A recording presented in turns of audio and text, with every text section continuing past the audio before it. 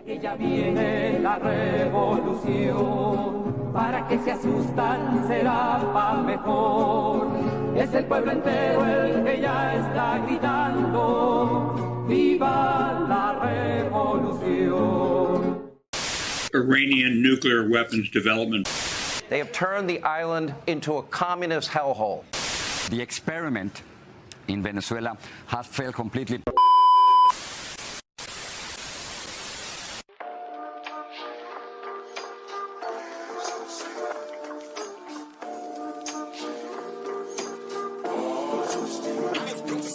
La bestialidad imperialista. Bestialidad que no tiene una frontera determinada ni pertenece a un país determinado. Bestias fueron las hordas hitleristas, como bestias son los norteamericanos hoy, como bestias son los paracaidistas belgas, como bestias fueron los imperialistas franceses en Argelia. Porque es la naturaleza del imperialismo la que bestializa a los hombres, la que la convierte en fieras sedientas de sangre que están dispuestas a degollar, a asesinar, a destruir hasta la última imagen de un revolucionario, de un partidario de un régimen que haya caído bajo su bota o que luche por su libertad. Y la estatua que recuerda a Lumumba, hoy destruida pero mañana reconstruida, nos recuerda también en la historia trágica de ese mártir de la revolución del mundo, que no se puede confiar en el imperialismo, pero ni tantito así, nada.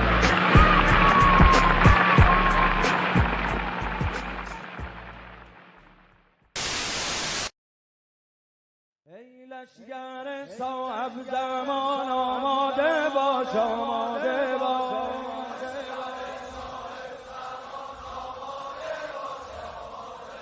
بهر نبردی بی امان آماده باش آماده باش لشگر صاحب بهر نبردی بی امان آماده باش آماده باش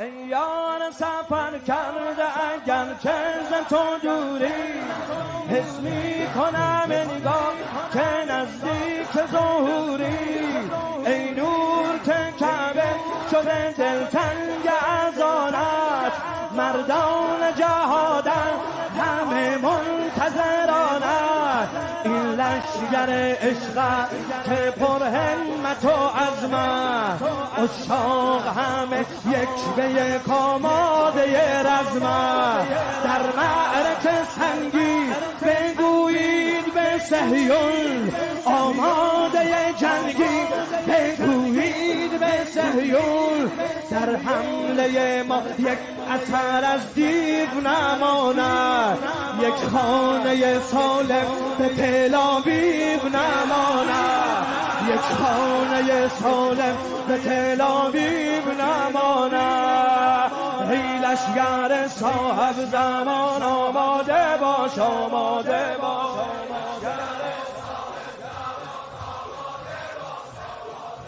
بهر نبردی بی امان آماده باش آماده باش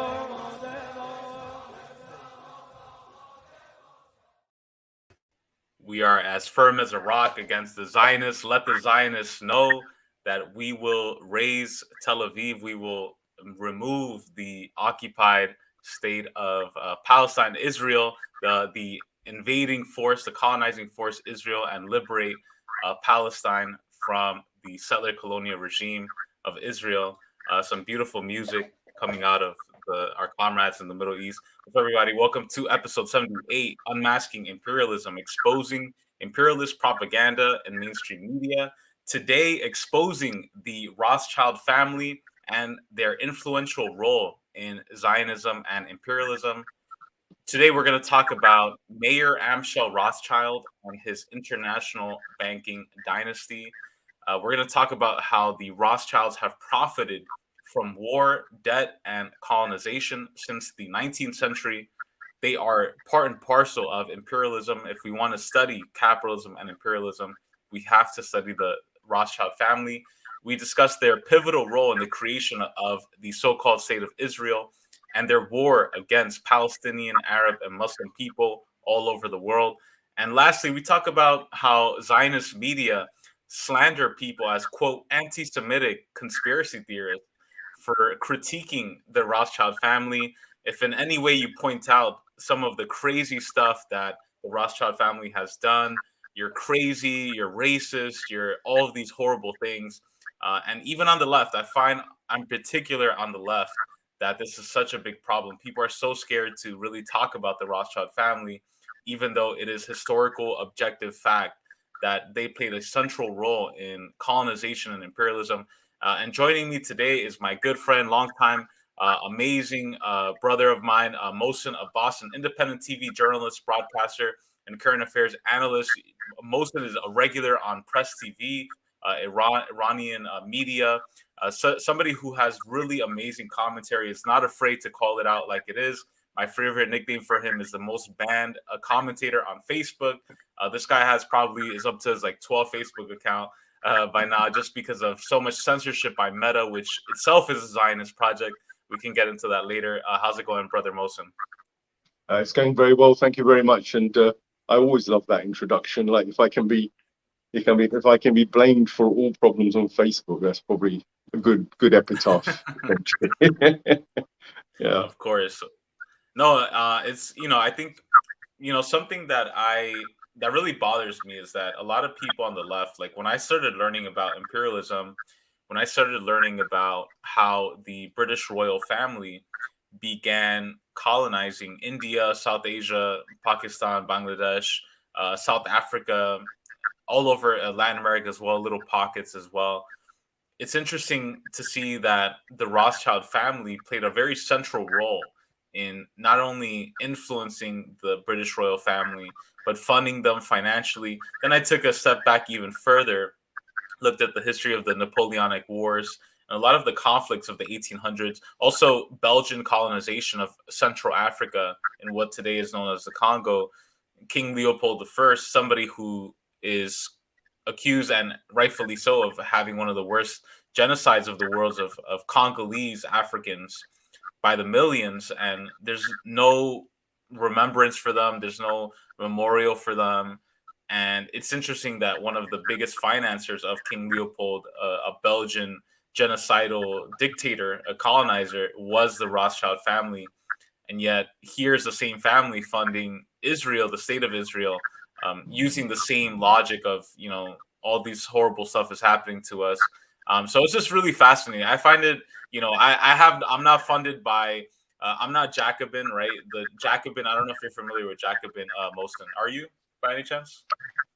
I've come across it a few times, but I haven't gone in depth. But when you jog my memory, I'll be able to. I'm sure it'll all come back. So Jacobin is one of these sort of Anglo-Zionist controlled opposition left media groups, and they're really popular with a lot of like the liberal left-leaning people in North America and Europe. And recently, a few months ago, a reporter, Ben Norton, a good friend of mine, actually, he's a really good dude. Ben, he revealed that this publication, which claimed to be, pro-Palestine, which claimed to be, was touting names like Norman Finkelstein and Noam Chomsky, the whole two-state solution controlled opposition. They were funded by Israel. The Jewish Communal Fund and all these different organizations were funding Jacobin. And so a lot of what we see in a lot of this Western liberal, quote unquote, left media is that whenever you bring up the Rothschilds or whenever you bring up Israel, there's always a line. Right? There's always this line of like that you can't cross. You can't talk about the Rothschilds. You can't talk about the role of Zionism in colonization. You can't talk about the role of Zionist control in the controlled opposition within the liberal left today. So it's just really fascinating. And you're somebody who holds no bars. None of us are funded by these NGOs. We're just two guys on the internet, and so I couldn't have thought of somebody better to have this conversation with. But just to kind of start off, maybe Mohsin, why don't you tell us a little bit about your thoughts? You're somebody who has written about the Rothschilds and commented about them a lot. What are your initial comments, or what do people need to know overall about this family?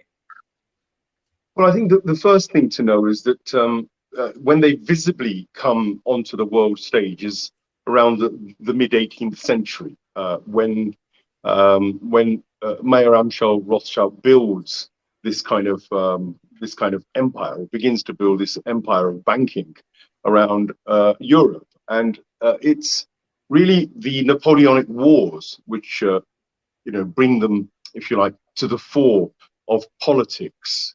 That's not to say they weren't there before, and it's not to say that they may not have had connections with previous moneylenders and usurers who were operating across medieval Europe and beyond.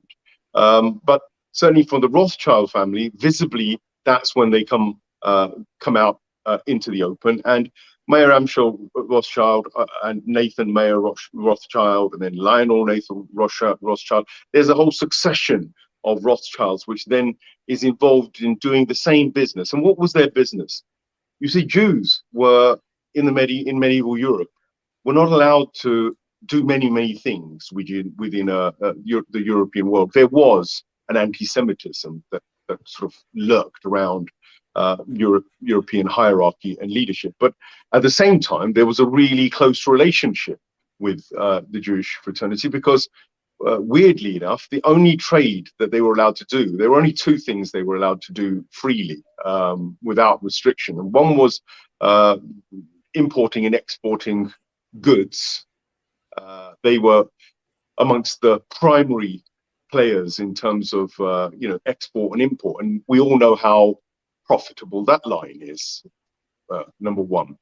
The second was that they were moneylenders. They were the official usurers, because in Christianity and within Christian Europe, generally, it was frowned upon to live off, usury and money lending. So it was regarded as a low end, if you like, a business. Yet it was necessary, because clearly, when these European kings and emperors and whatever leaders went to war, they needed money quite often, or when they wanted to go on grand schemes, they tended to go to moneylenders to raise the cash in order to raise their armies and to be able to finance the war with munitions and with all the latest weaponry.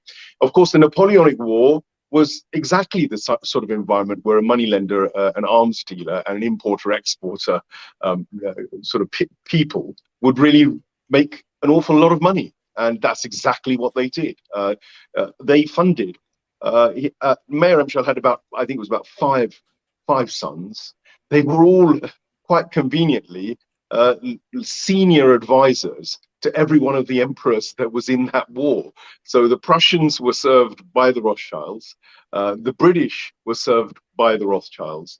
The French were also served by the Rothschilds. The Russians were served by the Rothschilds. And I've no doubt that the Ottomans, who were lurking around as the other major power in Europe, were too.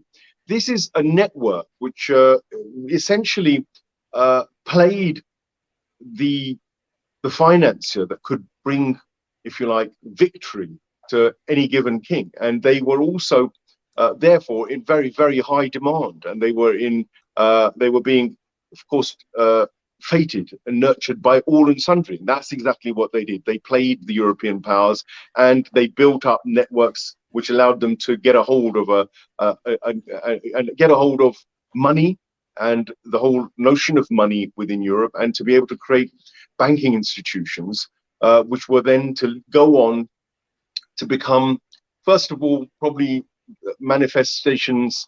Well, the original manifestation of a transnational corporation, which I would say is the East India Company, the British Raj, or the British colonial East India Company, which was independent of the British state, but at the same time was linked very closely to the crown. And their purpose was to go to those areas that weren't dominated and ruled by the British, but to actually start initially by trading with them. But the trading obviously led to involvement in politics and financing and military warfare, creating divide and rule, creating situations where they could become the number one players in controlling regions. India is a huge example of exactly how that was done. And the Rothschilds, unsurprisingly, were running the city of London. They were running the finance industry. By that time, Nathan Mayer Rothschild was in control of that entire operation there, and they would have been stakeholders within the East India Company, certainly. And if you were to go over to the Netherlands, which was another major sea power, they were there. The diamond industries and all of this, it's all very well documented. You can see that the networks were strong there as well, and so on and so forth. They basically created a sort of situation in which they had access to every leader. They had ability to be able to finance wars if they wanted, to finance the ambitions of kings. And that, I think, really gave them a huge power. And they did use that power to dominate and to influence politics and to remain in politics. And they've done so, I think, ever since. Because if I would now bring that fast track there into the modern era, then you have to understand that Rothschilds today, whilst they don't claim to be the richest, and even groups like Forbes won't put Rothschilds as the number one wealthiest family in the world. They'll hide it. Their current wealth is about 500 billion, I think, euros or thereabouts on officially.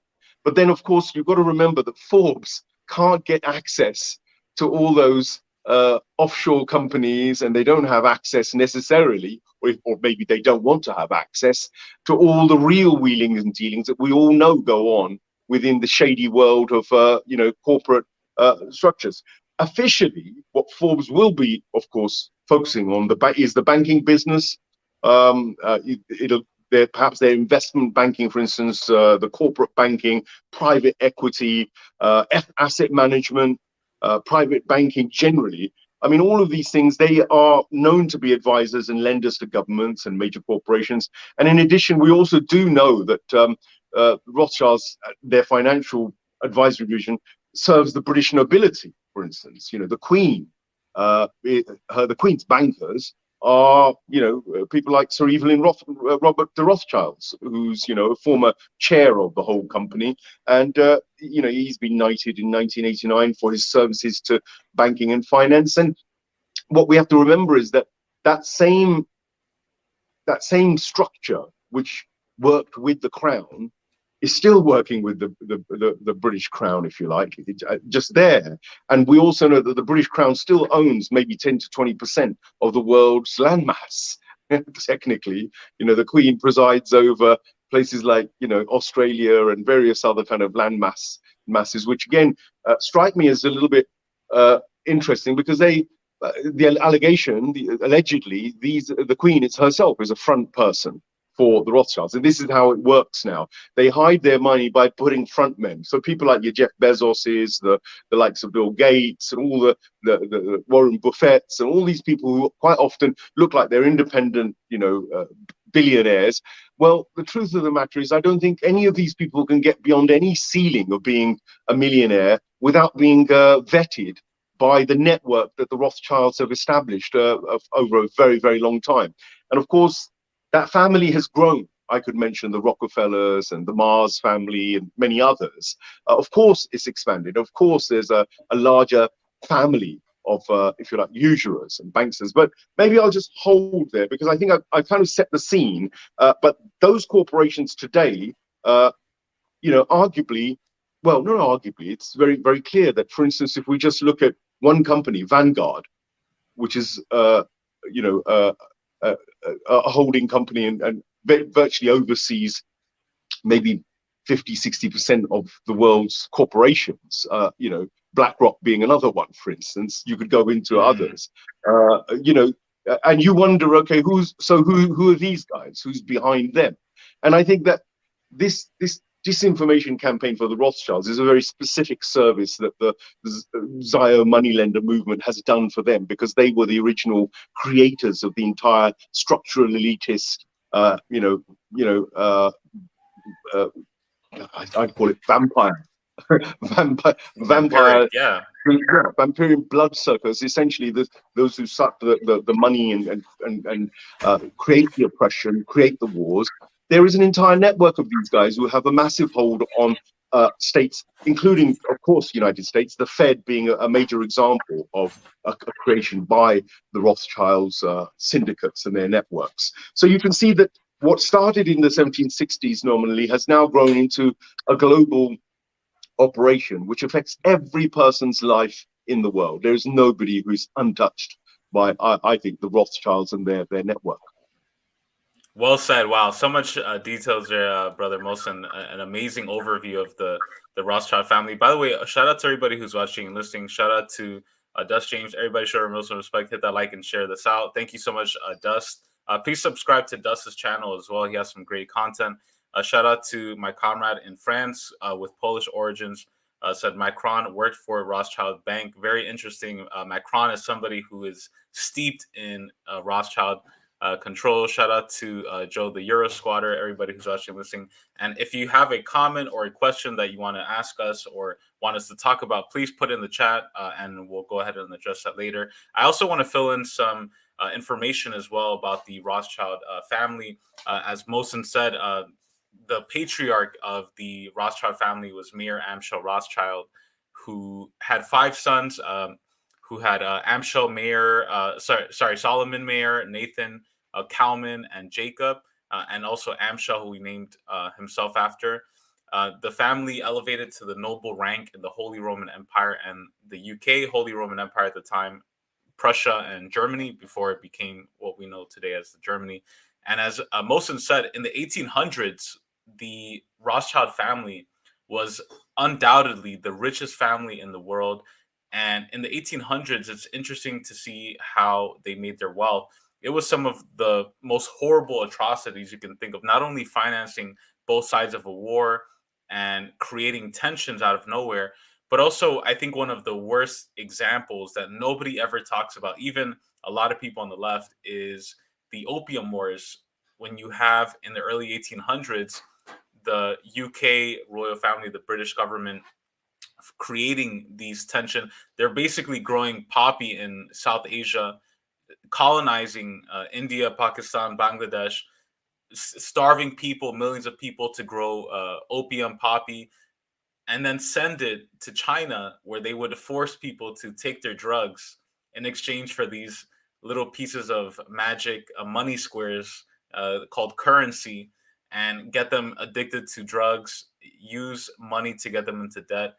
And the Rothschild family was the mastermind behind this. And it's interesting as well, because you look at this other family called the Sassoon family that also was involved in the opium trade. They call them the Rothschilds of the East, and in Shanghai and Hong Kong. And this stuff goes deep, man. It's some really dark stuff. And even that's just Asia, right? Also in the Western Hemisphere, the Rothschilds were 100% connected to the slave trade, to the trading of enslaved peoples. They invested money in alcohol, in tobacco, in sugar. And isn't it crazy, Mohsin, that these 3 things, not only were they the most valuable industries in the 1800s, but they're also the commodities that are like the worst for human beings, like alcohol, sugar, and tobacco. I can't think of 3 alchemical substances that are so disastrous to human beings that and they made money off of this, millions and millions, billions of dollars from this, using enslaved Africans in the Americas, Barbados. You can look at Haiti, Puerto Rico, Dominican Republic, how they made so much money out of this. So I think, to me, it's just insane, the level of evil. This is the only way I can think about it. Evil, and like, as you said, a vampiric capitalism that uses these poisonous substances and uses slavery and uses deceit and war to make money for themselves. So I don't know if you have anything else to comment on that. Well, I think that if we were to trace modern neoliberalism and its values today, neoliberal, hyper-materialist, hyper-capitalism, then ultimately you have to trace it to the Rothschilds, because the fundamental promotion of all that we see today that is destroying and atomizing families, societies, that's making people greedy, that's turning them away from even Judeo-Christian, Muslim, or any kind of decent religion, and their values. Those values are being destroyed primarily because anything that gets in the way of the ideology of consumer production and selling became the enemy of the Rothschilds, and it became the enemy of these immoral traders. So anybody who puts up arguments or puts up a fight against, for instance, Big Pharma, by arguing that herbal remedies are a good prevention option to research and develop, or certainly as good as anything to do with these other palliative medicines and the kind of symptom-based painkillers that are usually churned out by Big Pharma, and they make money out of these things, gets poo-pooed. So immediately you notice how anything which will undermine the business of consumption and production, that will be attacked. It'll be turned into a conspiracy theory. It'll be turned into quackery. It'll be turned into sort of psychopathic, conspiracy theorist rebels, people who are basically a little bit touched in the head. That's a very deliberate campaign. And yet then there's other products, the actual consumer producer craziness. Let me just give you an example very close to the Rothschilds area of action. De Beers is an operation which is a Rothschild operation. Diamond mines, in South Africa and across Africa generally, were controlled by these guys. Diamonds in themselves are pretty plentiful. There's nothing that valuable about diamonds. But what you found was in the 60s, what they did was they launched an entire PR campaign to make certain people within our society feel that diamonds were a girl's best friend. And they were really, really in demand, and they were inflated in terms of the value. Now, you can see there how, for profit, you can create something valuable out of something that isn't really. And yet, at the same time, you can destroy herbal remedies, which are extraordinarily valuable to the human body, and turn them into quackery and something a little bit odd and strange. This is something which has been perfected in terms of the psychology of sales, and in terms of the way that you manipulate minds. And the business world has been the business world, established largely by the Rothschilds and their networks, is the primary benefactor and the primary purveyor and financer of the psychological understanding of humans. So from Freud through to Bernays, onwards to today's psychology industry even, you've got this kind of notion of being able to manipulate people to buy things, to sales, and the whole notion of marketing and promotion is all just legalized brainwashing, essentially, isn't it? It's like you can lie to people, and there's no restrictions on the morality of how you sell a product, so long as you end up getting a sale. This all originates from the mind manipulation factories, which the likes of the Rockefellers and the Rothschilds and all these major transnational corporations have in the background. I mean, before they really launch any product, they've done all their homework. They've manipulated the minds to be able to make sure that purchases are done, and they have a network of now social media and other means, very, very plentiful means, to make sure that we all buy into those products, whether through competition or through stupidity or through simple or through simply even fear.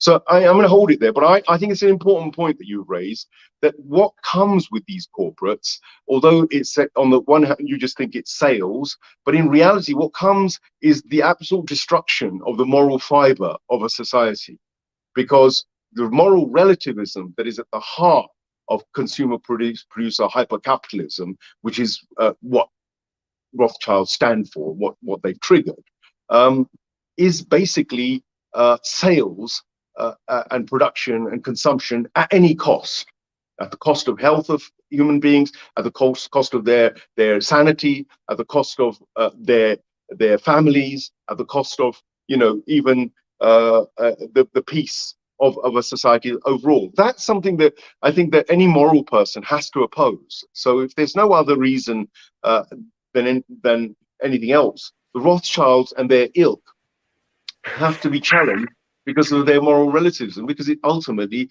is burning society down. They don't care whether they're destroying acres of Amazon jungles with their product, you know, their thirst for the products that they grow there, largely soya, you know, pretty useless stuff, really, to be honest, or sugar cane and whatnot.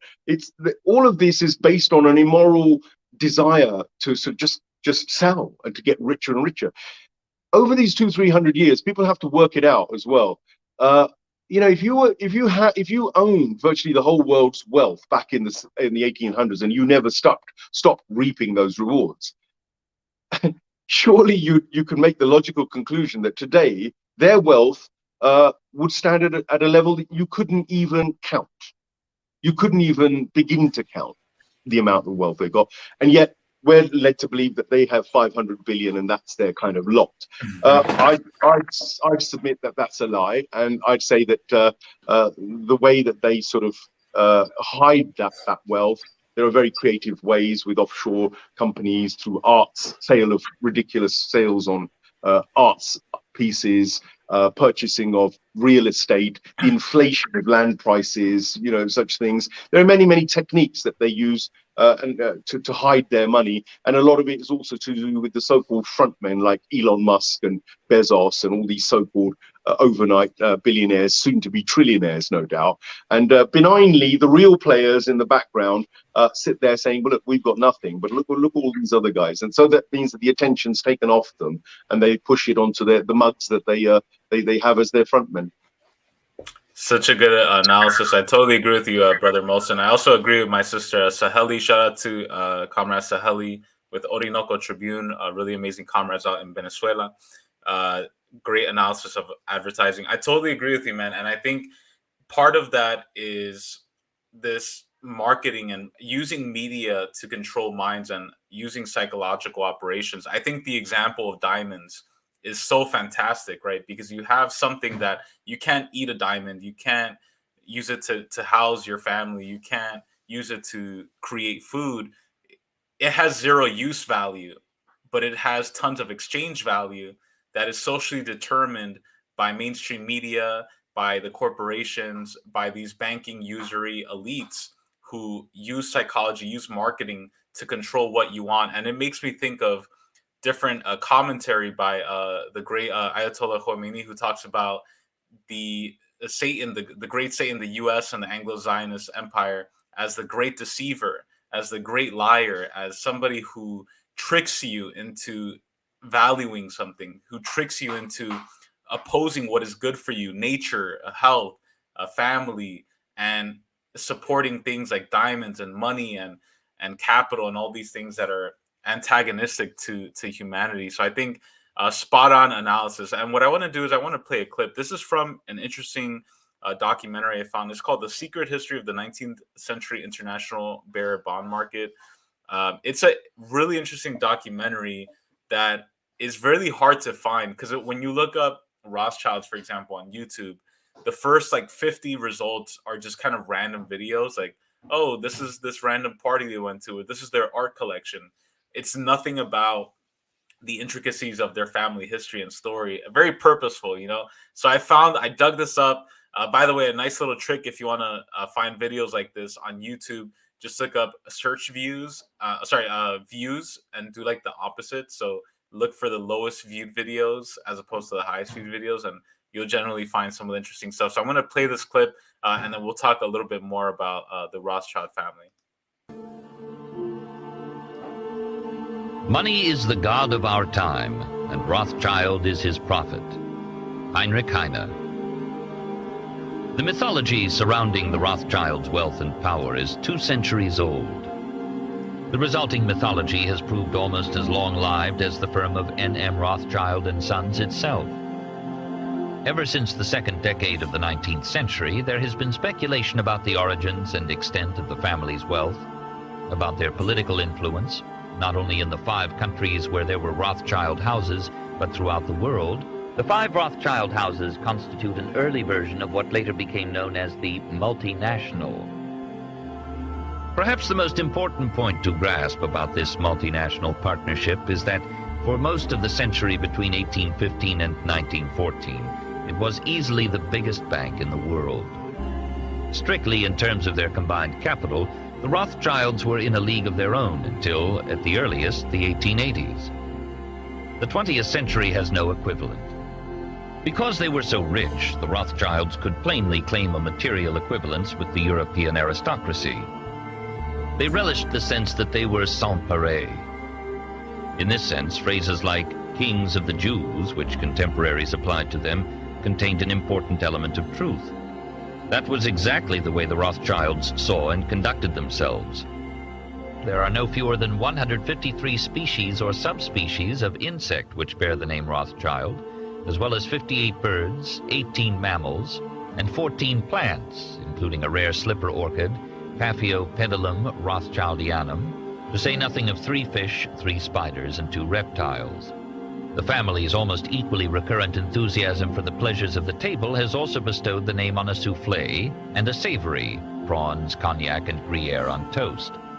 There are towns and numerous streets named after members of the family in Israel, Rothschild-owned vineyards at Mouton and Lafitte whose wines are drunk the world over, numerous Rothschild-built houses from the Vale of Aylesbury to the Riviera, and there is even a Rothschild island in the Antarctic.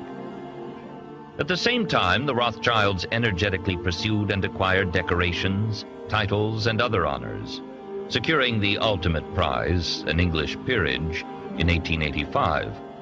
The third generation also threw themselves into hunting and horse racing, those quintessentially aristocratic pastimes.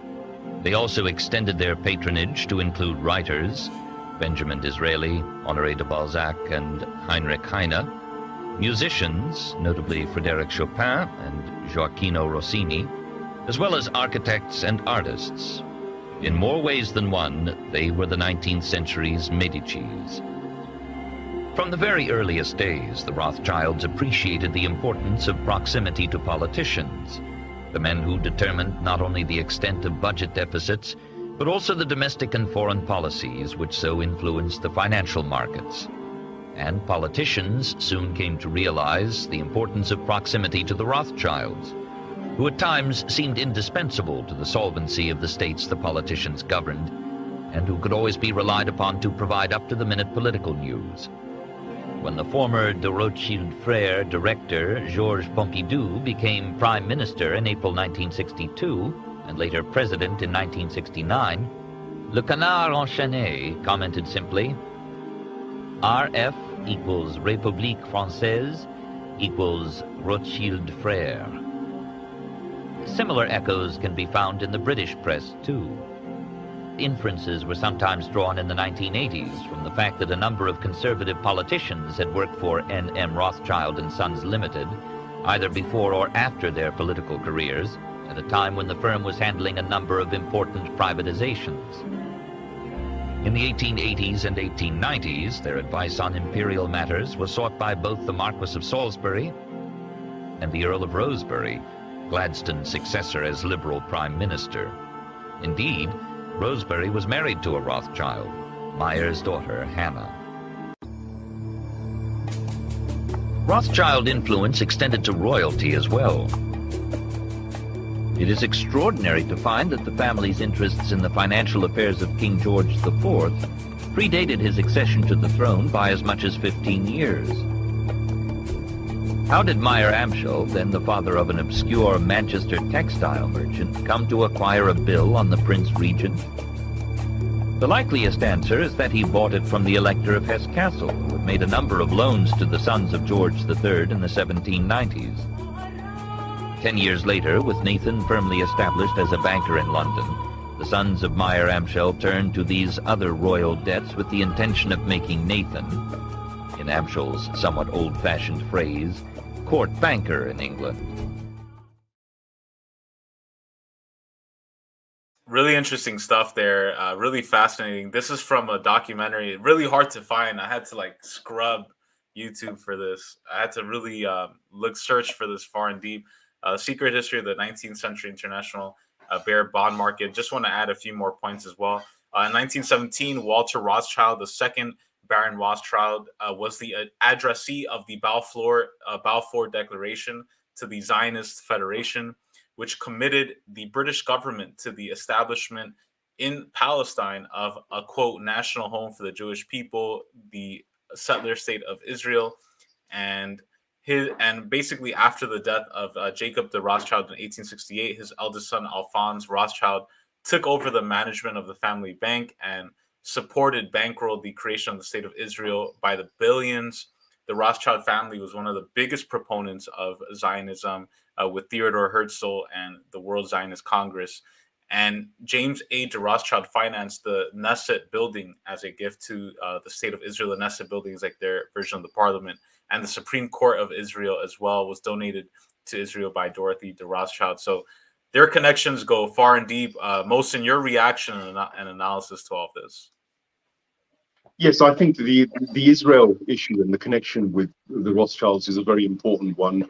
I didn't really touch on their links to slavery, and I'll skip that for now because you kind of touched on it with when you talked about the King Leopold of Belgium. And you know, King Leopold of Belgium committed the largest genocide in world history, and it goes under the radar. I mean, the number of millions, tens of millions that he killed in the Congo is that something that's been brushed under the ground. But you know, behind all this was the money of the Rothschild network yet again. So you know, they had really do have blood on their hands. Later, when the slaves were supposedly liberated or given or emancipated, they actually apparently paid for the slave traders who lost money when they actually had to give up their slaves. They evidently get paid. And the reality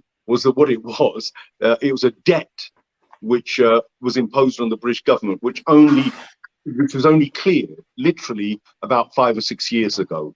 So the Rothschilds managed to create a debt. They didn't do that for free. What they did was they put that all on the taxpayers' bill. Essentially, they didn't do anything towards cleaning up slavery, which was their mess primarily.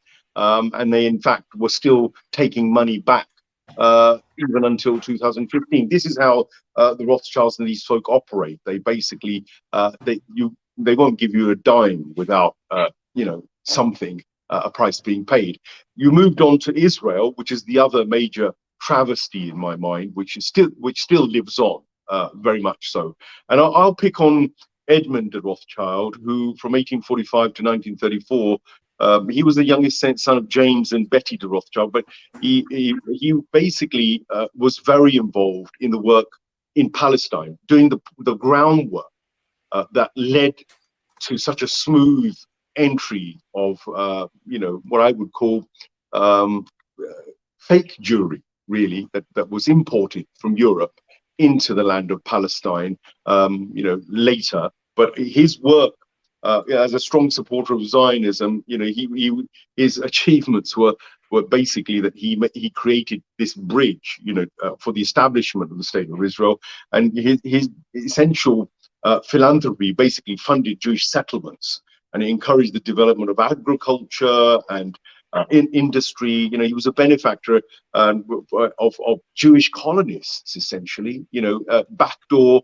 colonists, and they did it with the people who were very welcoming because they didn't understand what the agenda was that was going on. Of course, the agenda was revealed with the Balfour Declaration and the manipulation of the British,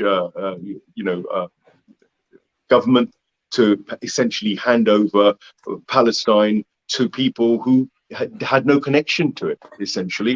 Of course, what they did was, they essentially supported these Jewish colonists, overseeing, first of all, dozens of new colonies. They called it Rishon LeZion, the first in Zion. That's what they actually termed it. And it was followed by others bearing the names of Edmund's parents. And Edmund stimulated the economic development of these settlements by investing in new crops.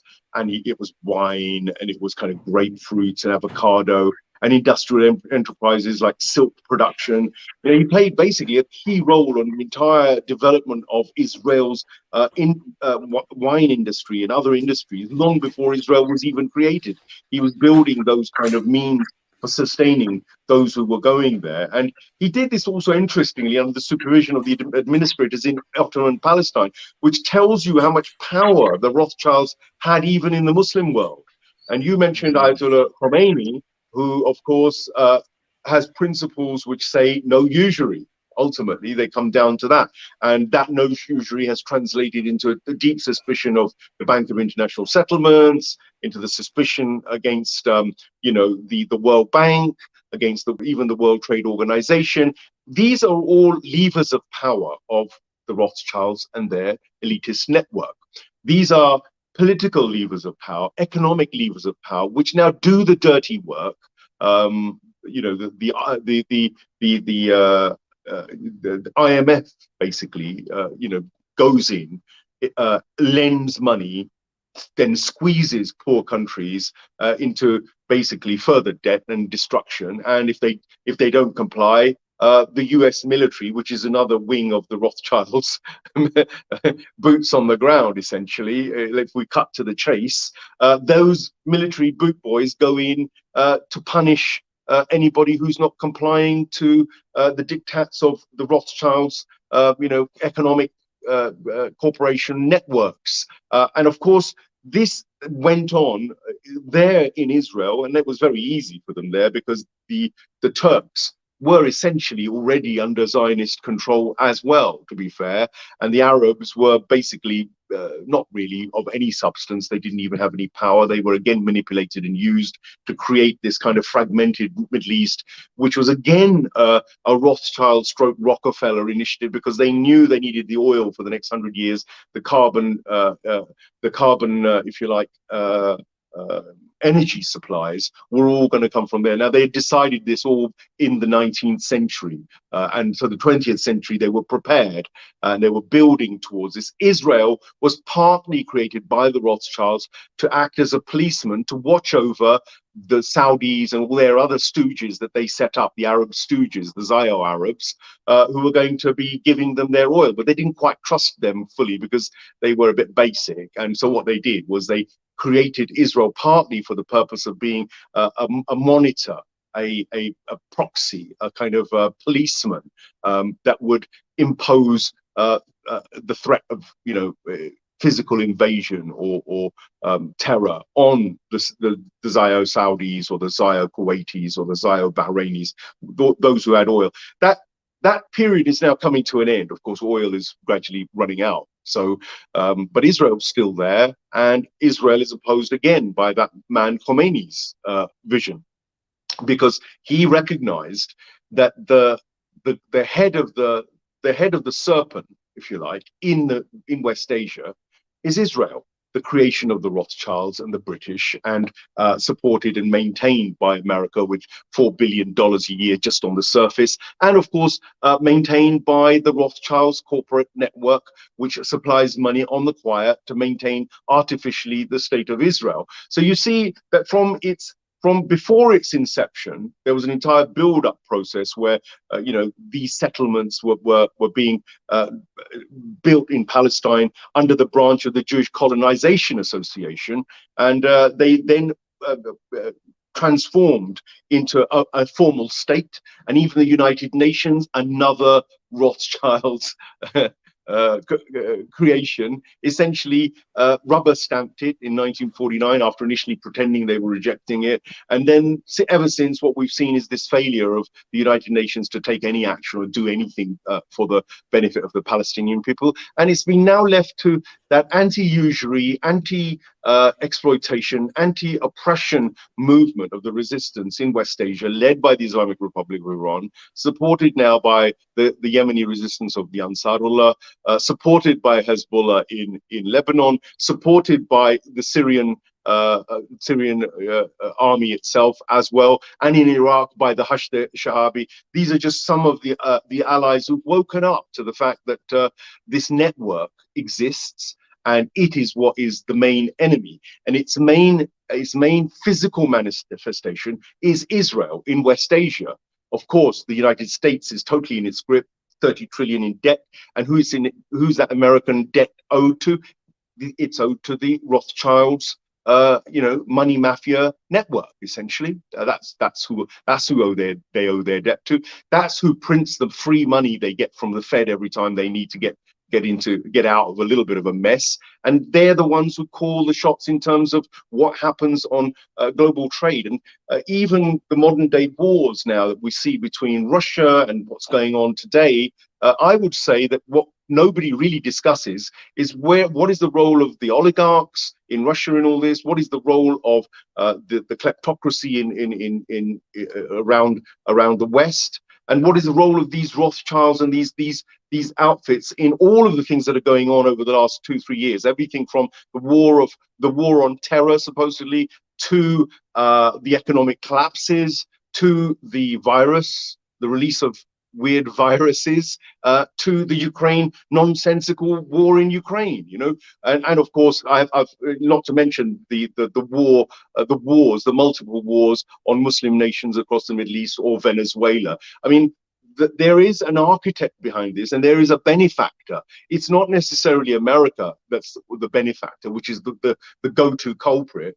I believe the benefactor is the Rothschilds money mafia network, and ultimately all of these things can be traced. The money trails can be traced back to the networks that create this, and you can also quite easily see who benefits every time they create one of these situations: a conflict, a war, a virus.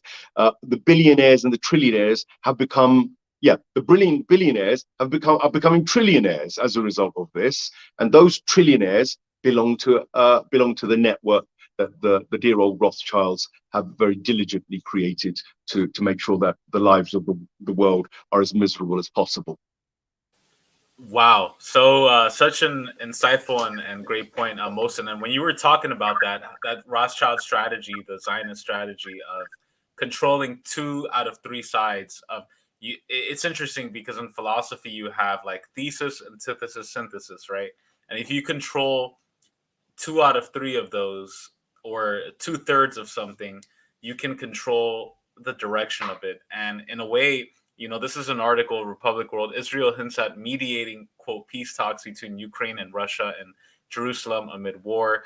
This sort of playing this role of like, controlled opposition. It's kind of like with the Israel-Palestine conversations we were talking about. It's like you have the pro Palestine crowd that's put forward by a lot of the Zionists who are connected more to like Wahhabis. Some of the, especially in the U.S., some of the quote unquote pro-Palestine people, whenever Iran or Syria came up, they made sure to carefully, point them in the anti-government direction, to point them in favor of the Free Syrian Army, of being against Iran.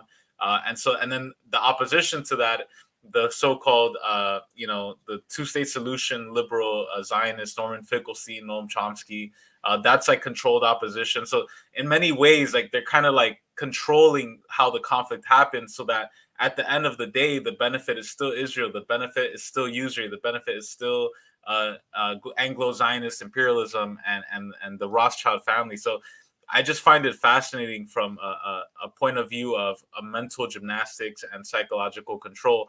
And in a way, like in many ways, the Rothschild family and the international banking elites like the Rothschilds, they are some of the biggest magicians in the world, because even though physically they're not a lot of them, like it's not like they're a huge, strong army of people that have physical strength.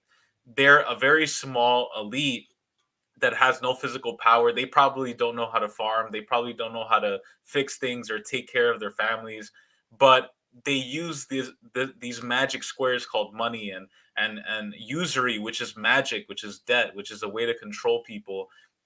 and which in a way has some sort of evil, not just from a capitalist point of view, exploitative, but also even a spiritual view, satanic, right? Like the critique of usury. They're using this as a sort of a mind control spell over the world to get what they want, to move forward with their agendas. And I just find that insane to me, So what I want to do is I want to share one last clip from this documentary, and then we'll finish off talking about the Rothschild banking family. Century, the system of partnerships continued to function in such a way that English Rothschilds had a financial stake in the Paris house and French Rothschilds a stake in the London house. The history of the Rothschilds also helps to illuminate the long-running differences between British, French, and German banking, for the obvious reason that the various Rothschild houses worked in similar, though not identical, ways in each country. In addition to the inevitable web of credits and debits with other firms which arose from these activities, the Rothschilds also offered to a select group of customers, usually royal and aristocratic individuals whom they wished to cultivate, a range of personal banking services, ranging from large personal loans, as in the case of the Austrian Chancellor Prince Metternich, to a first-class private postal service, as in the case of Queen Victoria. And the Rothschilds were also major industrial investors, an aspect of their business which has often been underestimated. When the development of railways raised the possibility of transforming Europe's transport system in the 1830s and 1840s, the Rothschilds were among the leading financial backers of lines, beginning in France, Austria, and Germany. Indeed, by the 1860s, James de Rothschild had built up something like a pan-European railway network, extending northwards from France to Belgium, southwards to Spain, and eastwards to Germany, Switzerland, Austria, and Italy. From an early stage, the Rothschilds also had major mining interests, beginning in the 1830s, with their acquisition of the Spanish mercury mines of Almadén, and expanding dramatically in the 1880s and 1890s, when they invested in mines producing gold, copper, diamonds, rubies, and oil. Like their original financial business, this was an authentically global operation extending from South Africa to Burma, from Montana to Baku. Unlike modern multinationals, however, this was always a family firm, with executive decision-making strictly monopolized by the partners, who, until 1960, were exclusively drawn from the ranks of male Rothschilds. There are numerous apocryphal business maxims attributed to the Rothschilds. For example, to hold a third of one's wealth in securities, a third in real estate, and a third in jewels and artworks. To treat the stock exchange like a cold shower, quick in, quick out, or to leave the last 10% to someone else. The economic history of capitalism is therefore incomplete until some attempt has been made to explain how the Rothschilds became so phenomenally rich. All 19th century states ran budget deficits, and some almost always did. And it was war and the preparation for war which generally precipitated the biggest increases in expenditure. For it was by lending to governments or by speculating in existing government bonds that the Rothschilds made a very large part of their colossal fortune. The answer lies in the way these investments were carried out. Only a few years previously, Mayer Amschel had been arranging payments of some 620,000 gulden from the Elector to Austria to pay for troops and horses in the 1809 campaign against France. Shortly after Mayer Amschel's death, his son Amschel was advancing 255,000 gulden to purchase horses for the French army. He simply backed both sides. Such a strategy has obvious attractions, and it was to become a frequent Rothschild gambit in the decades ahead. Amschel was only half joking when he wrote, urging Solomon, "Do your stuff. Make the Frankfurt house richer by 1,000,000 francs, the Paris house richer by 1,000,000 louis d'or, and the London house richer by 1,000,000 pounds, and you'll be awarded the Order of the Grande Armée." Such transactions probably accounted for the lion's share of the profits the Rothschilds made in this decisive period. In June 1814, Harris listed the payments they had so far made to Prussia, Austria, the French king, and the British army. Including money that had not yet been dispersed, the total was 12.6 million francs, and more was to come. By now, the markets were tending to follow the Rothschild lead. As Karl noted, when we buy, everybody buys. This reflected the widespread belief that the Rothschilds were acting on behalf of the English government, and that this was being done in order to force the rate of the pound sterling up, and that we succeeded very well in doing so. But now, let's return to Napoleon, because nothing else in history more aptly demonstrates the ingenuity of the Rothschild family than their control of the British stock market after Waterloo. In 1815, a year after the end of the War of 1812 in America, Napoleon escaped his exile and returned to Paris. Just as the brothers appeared to be losing the peace, Bonaparte's 100 Days plunged Europe back into war, restoring the financial conditions in which the Rothschilds had hitherto thrived. This time, not only Russia and Prussia, but the previously aloof Austrians found they had little option but to accept payment from the Rothschilds, as did a gaggle of other states, including Saxony, Baden, Württemberg, Bavaria, Saxe-Weimar, Hesse, Denmark, and Sardinia. Altogether, Harris's account with Nathan in 1815 amounted to £9,789,778. In this, the Rothschilds had invaluable accomplices in the Allied powers themselves, who naturally wished to pocket as much as they could before peace was signed and the subsidies ceased. As their father had taught them, the brothers were always careful to make their terms attractive not only to governments, but also to the individual officials with whom they were negotiating.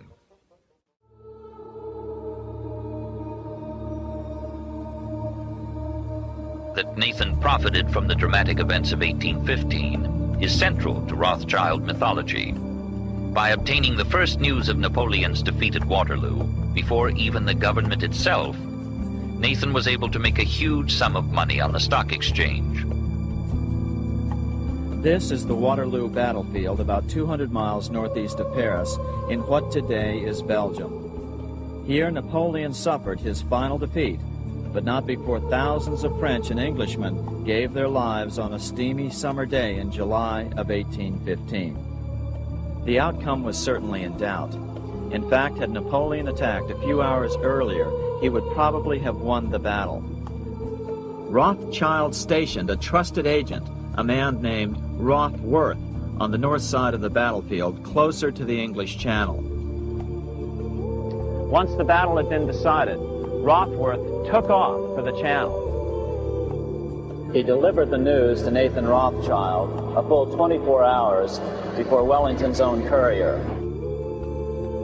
If Wellington had been defeated and Napoleon was loose on the continent again, Britain's financial situation would become grave indeed.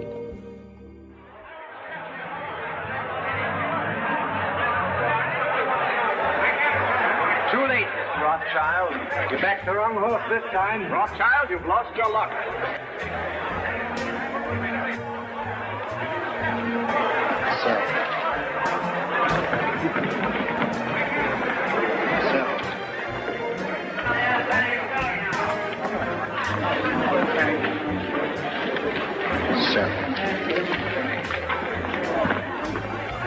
Look at Rothschild. You'd think he was selling apples instead of government bonds.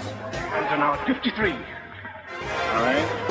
I'll keep on selling till I tell you to stop. You're creating something like a panic on the exchange, sir. I know. Other nervous investors saw that Rothschild was selling. It could only mean one thing. Napoleon must have won, Wellington must have lost. The market plummeted. Soon as their British government bonds, and prices dropped sharply. But then, Rothschild started secretly buying up the consols through his agents for only a fraction of their worth hours before.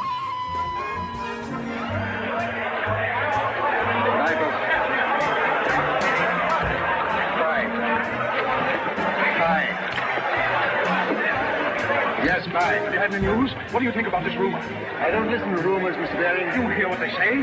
Wellington defeated. You mind telling me what you're going to do? I have no objection to all London knowing what I'm going to do. I'm fine. What's even more interesting about this story is that some authors claim that the day after the Battle of Waterloo, in a matter of hours, Nathan Rothschild came to dominate not only the bond market, but the Bank of England as well. Whether or not the Rothschild family seized control of the Bank of England, the first privately owned central bank in a major European nation and the wealthiest, one thing is certain. By the mid-1800s, the Rothschilds were the richest family in the world, bar none. Wow, fascinating stuff. This is again from The Secret History of the 19th Century International Bearer Bond Market. Very, very hard to find on YouTube. Hit me up in the chat if you want the link. I can send it to y'all. Crazy stuff, funding both sides of the war, using media. By the way, Michael Bloomberg, who's one of the richest people in the world, made his money doing the same thing, controlling the access of information. The Bloomberg terminal, it came to be known on Wall Street. Sending this information, having access to information first, and using what some people have called panics in the market to create a false sense of crisis, a false sense of urgency, so that everybody sells, and then you rebuy bonds in government banks right away secretly, and you can up your money. Pure magic, pure thievery, pure crazy nonsense. But this is how the Rothschild family and many other imperialist families have made their money. Mohsin, your final thoughts on all of this, and any comments you want to make related to what people need to know about this horrific family. Well, I think that we need to probably look into the crystal ball a little now, because given the track record and the operation as it's been rolled out, at least since the 1760s onwards, you can see that there's a pattern that emerges. They tend to transfer the frontmen over periods, even companies. I mean, for instance, the name of Goldman Sachs or the JP Morgans of the world and such agencies, the DuPonts, and over time you see different forces, the Rockefellers. There are different names that get thrust into the public, and then we all chase those names. You mentioned in China the Sassoons, but the Kaduris were the ones who actually lasted the distance and still exist in China. Now, looking ahead, with the kind of multipolar world that is hopefully emerging, one has to put a little caveat and worry a little, because there's an extraordinary ability that these forces have of being international and very hard to get a grip of. The example I'll give you first of all is through Hitler's Germany, that there were forces that were known to be financing and bankrolling Hitler that were close to the Zionist movement, at that time. And even this gentleman called Mr. Fitz, who was one of the major bankers of the Nazis, disappeared conveniently just before all the war was going to kick off and ended up in America. You find that the economics and the rise of these political forces and powers don't get connected to the money mafia, but in reality what you've always got to look at is the origins of the money and the banking and the finance that went into creating any given movement. Now, the result of the destruction of the colonial imperialists as a result of the First and Second World War, that finished the old school colonialism. It finished British colonialism. It finished pretty much French colonialism as we knew it. And it transferred to American imperialism over a period of 40, 50 years. And what was happening at the same time, what you saw was America coming to the war twice, very late. They drained Europe of its finance. They put Europe into debt. They killed an entire generation. And what you found was all of the money that was in Europe had been conveniently transferred to Wall Street. And now America, having come out of the Depression, been thoroughly crippled initially and made very grateful for anything it was given over the 50s, 60s, and 70s, was rebuilt as the primary, if you like, force that an agency they were going to use.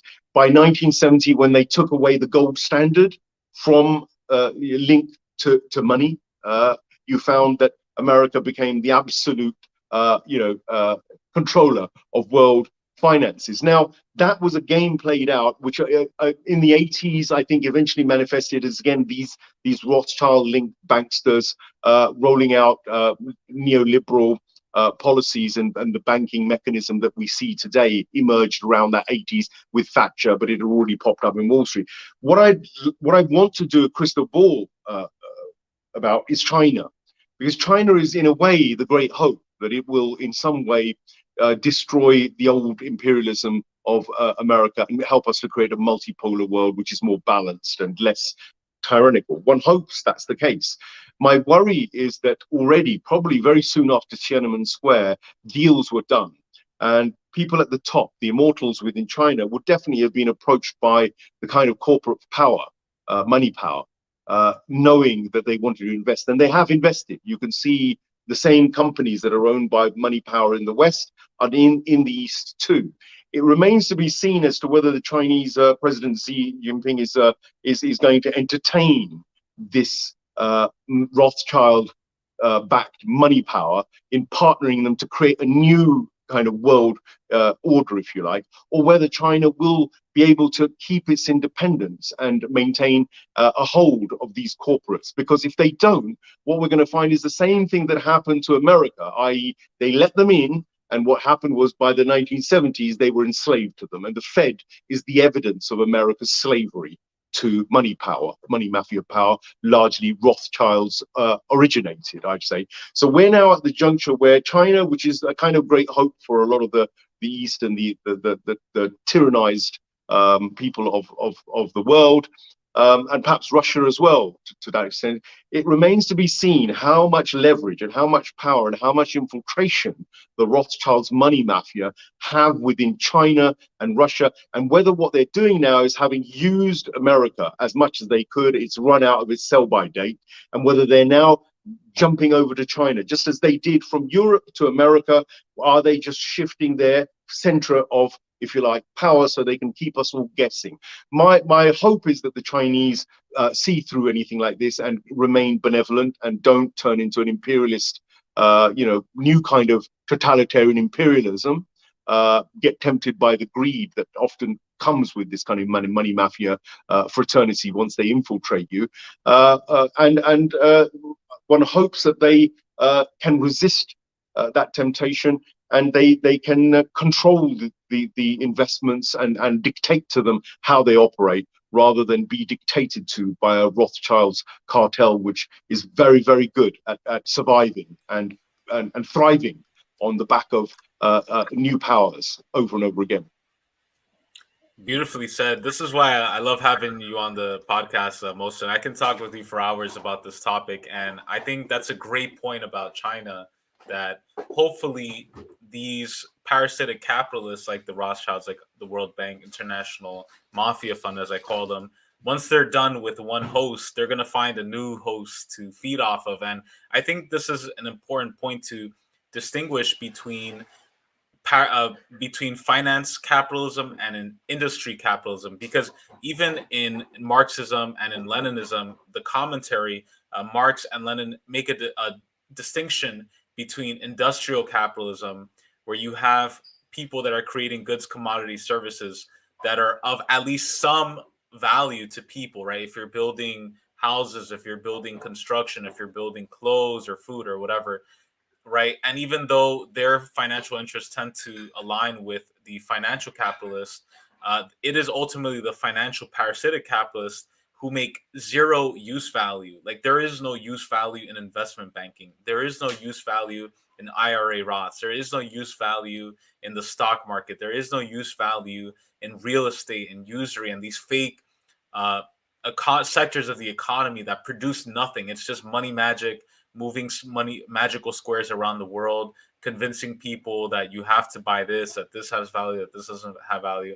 And that's an even higher level. That's why Lenin called it imperialism, the highest stage of capitalism, where you have the rise of the Rothschilds, you have the rise of these money magicians who just create something out of nothing in a very satanic way, And once they're done destroying the industrial capital of one country, whether it's Germany or the US or wherever, then they move somewhere else and do the same thing over and over again. So I think that's such a great point. And China is a prime. I'm sure they're salivating over that market. You know, they want, and that's why they want these big capitalists, imperialists. They want people in China hooked up to opioids and painkillers, right? The Sackler family. They would love for nothing more than Pfizer and Moderna. They would love for nothing more than to get this huge Chinese market hooked up on their drugs, buying their indecent material, and it's just crazy. There's just so much,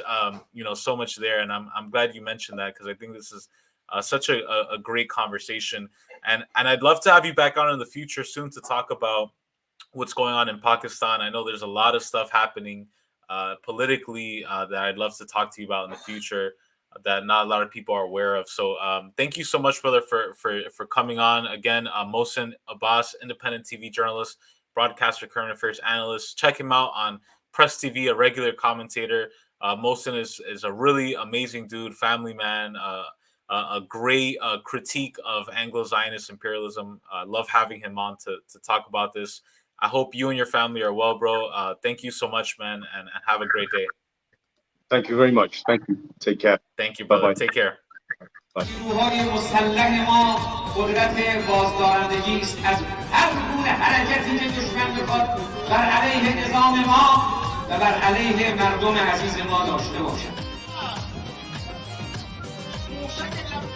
امریکایی ها عرض میکنم آنچه سخنگوی کاخ سفید اعلام کرد در مقابل جهانیان که ما در تمام تحریم ها و فشار حداکثری بر جمهوری اسلامی ایران شکست مفتضحانه نصیبمون شد. این سرنوشت کسانی است که میخواهند با نظام مقدس جمهوری اسلامی